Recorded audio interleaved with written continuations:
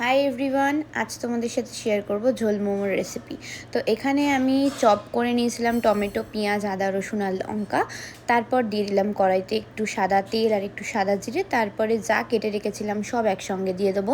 দিয়ে এটাকে ভালোভাবে নাড়িয়ে চাড়িয়ে একটু ভাজা ভাজা করতে হবে। আর এখানে আজকে আমরা 3 ভাই বোন মিলে বানাচ্ছি। বড় ভাই এখানে বাদাম ছাড়াচ্ছে, ছোট ভাই আমাকে হেল্প করছিল আর অন্যান্য কাজে। আর দুটো শুকনো লঙ্কা দেবে, আমি এটা ভুলে গেছিলাম বলতে।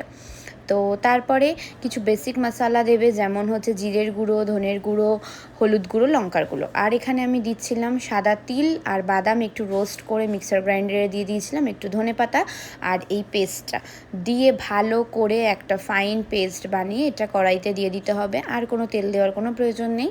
তারপরে এটা যখন হালকা হালকা বয়েল হবে তখন দিয়ে দেবে সল্ট আর হচ্ছে লেবু।